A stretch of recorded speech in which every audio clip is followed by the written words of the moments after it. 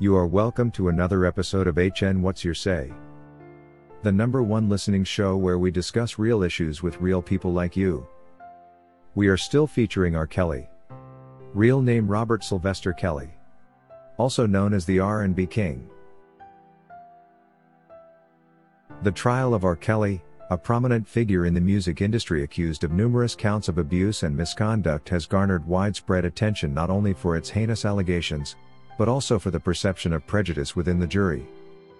The case has raised important questions about the fairness of the legal process and the impact of societal bias on the administration of justice in this country.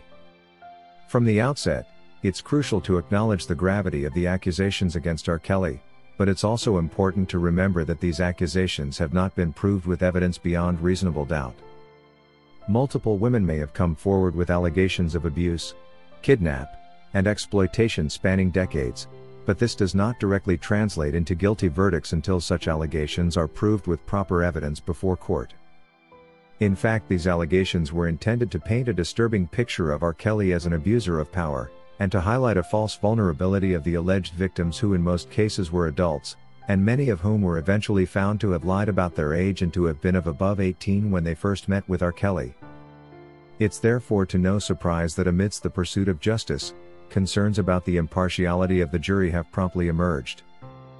It's been argued that the jury may have been prejudiced against R. Kelly after being influenced by his public persona, media coverage, as was the case with the Surviving R. Kelly docu-series, and the broader cultural context surrounding the rather non-convincing allegations of misconduct. One aspect that cannot be overlooked is the role of media sensationalism in shaping public perception. R. Kelly's case has been extensively covered by the media, with salacious headlines and sensationalized narratives dominating the discourse. This saturation of coverage has the potential to influence public opinion and by extension the perspectives of jurors as well. Many of the jurors who had watched the Surviving R. Kelly docu-series could not detach their sentiment from their judicial responsibilities to make impartial judgments and allow justice take its course. We all know that pretrial case publicity can create a predisposition towards guilt, making it challenging for defendants to receive a fair trial. Sadly or unfortunately, we saw the federal government promote this rather defamation tool of a TV show, Surviving R. Kelly, arresting and charging everyone who tried to stop its premiering like they had a strong interest in its production. In fact, R. Kelly, together with those accused for attempting to stop the premiering of this rather prejudicial TV series, have been tasked to pay millions of dollars in fines, as compensations for alleged victims that claim were traumatized by the scare. This rather excessive interest in the success of this TV series by both the government and the Department of Justice, which ruled in their favor, left the whole world wondering just how entrenched these organs of government are in propagating prejudice. Also important to note is how the societal attitudes towards sex-related crime allegations and the Me Too movement have undoubtedly colored perceptions of cases like R. Kelly's in a way that attracts prejudicial tendencies. While the Me Too movement has been instrumental in shedding light on the prevalence of sexual misconduct and empowering survivors to come forward, it has also sparked contentious debates about due process and the presumption of innocence. In high-profile cases, there's a risk that jurors may be swayed by the prevailing cultural narrative, predisposing them to view the defendant through a lens of guilt rather than objectively assessing the evidence presented. The racial dynamics at play in R. Kelly's trial also further complicate matters. As a black man facing allegations of sexual abuse, R. Kelly's case intersects with broader issues of race, class, and power. The history of racial bias within the criminal justice system cannot be ignored, and there are legitimate concerns about how these biases may manifest in jury deliberations. Studies have shown that black defendants are disproportionately more likely to be convicted than their white counterparts, highlighting systemic disparities that undermine the principle of equal justice under the law. In the context of R. Kelly's trial, it's essential to consider how racial stereotypes and prejudices may have influenced the jury's perception of the case. Stereotypes about black men as sexually aggressive or hypersexualized may have unconsciously influenced jurors' interpretations of the evidence, leading to a presumption of guilt based on racial bias rather than factual analysis. Addressing this kind of jury prejudice, as was done against R. Kelly, requires a multifaceted approach that encompasses both systemic reforms and individual awareness. Efforts to mitigate the impact of pretrial publicity, such as an improved and more thorough jury selection could have helped minimize external media influences on jury deliberations.